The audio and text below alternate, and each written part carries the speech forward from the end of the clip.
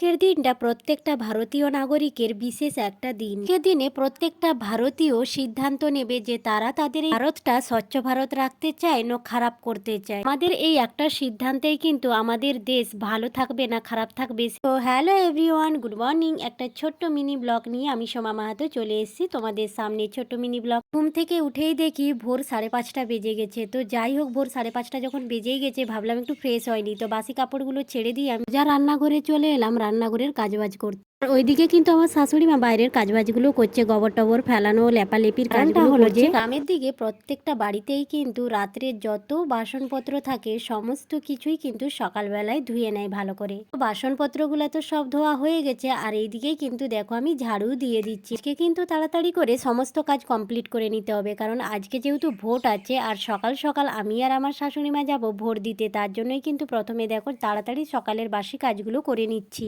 আমরা যেখানে ভোট দিতে যাব সেখানটা কিন্তু খুব একটা দূর নয়, এই সামনে পায়ে হেঁটে গেলেও কিন্তু পৌঁছে যাব একদম সামনে। মানে ওই কটা বাড়ির পরেই একটা সরকারি প্রাইমারি স্কুল আছে, তো সেখানেই কিন্তু ভোট দিতে যাব একদম কাছে। তো চলো সমস্ত কাজ কমপ্লিট করে নিই, তারপরেই কিন্তু আমরা ভোট দিতে যাব। আমি এইদিকে কিন্তু থালা বাসনগুলো মেজে হাঁড়ি কড়া মেজে নিয়েছি, আর এইদিকে দেখো ঘরগুলো পরিষ্কার করে নিচ্ছি। আর আমার শাশুড়িমার কিন্তু গোবর টবর ফেলতে গেছে আর বাইরেটা গোবর লেপছিল আর কি, কারণ আমাদের যেহেতু ধান কাটা হবে সেই জন্যই খামারে গোবর লেপালেপির কাজ চলছে। তার জন্যই মা কিন্তু ভোরবেলায় উঠে করে গোবর লেপালেপির কাজ করছিল। তো যাই হোক, এই জন্যই কিন্তু আমি এই দিকের কাজগুলো করে নিচ্ছি। তারপরেই দেখো আমি এইদিকে কিন্তু রান্নাশালে চলে এসেছি। বলতো এই রান্নাশালটা এতটাই অন্ধকার অন্ধকার না, এই জন্যই কিন্তু রান্নাশালের ভিডিও খুব একটা তোমাদের সঙ্গে শেয়ার করতে পারিনি। তো তোমরা কিন্তু এর আগের ভিডিওতে অনেকবারই বলেছিলে যে দিদিভাই তুমি যে বাড়ি গিয়ে রান্না বান্না করো তার ভিডিও কেন দাওনি। জানো তো এই জন্যই কিন্তু দেওয়া হয়নি, এই এত অন্ধকারের জন্য। আর আমি জানো তো ফ্লাক্স জ্বালিয়ে নিয়েছি, লাইট জ্বালিয়ে নিয়েছি, তারপরেই কিন্তু দেখো ভিডিও করছি। কিছু করার নেই, তোমরা যেহেতু আমার রান্নাশালের ভিডিও দেখতে চাও তার জন্যই কিন্তু দেখো আমি টর্চ লাইট জ্বালিয়ে নিয়েছি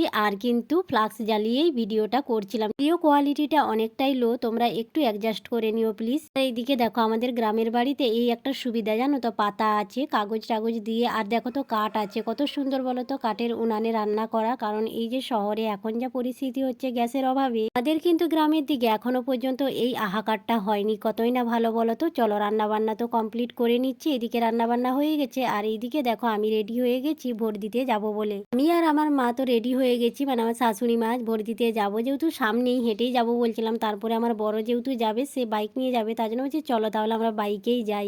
সবাই কে কে ভোট দিয়েছো অবশ্যই কিন্তু কমেন্ট বক্সে জানিও। হ্যাঁ, আমি তোমাদেরকে একটাই কথা বলবো, তোমাদের একটা সিদ্ধান্তে বা আমরা নাগরিক আমাদের একটা সিদ্ধান্তেই কিন্তু আমাদের এই দেশ আমরা ভালোভাবে এগিয়ে নিয়ে যেতে পারবো না খারাপভাবে এগিয়ে নিয়ে যেতে পারবো। তো আমার ভোট দেওয়া কমপ্লিট হয়ে গেছে। আজকের মতন ভিডিওটা এই পর্যন্ত। সবাইকে ধন্যবাদ আমার ভিডিওটা শেষ পর্যন্ত দেখার জন্য।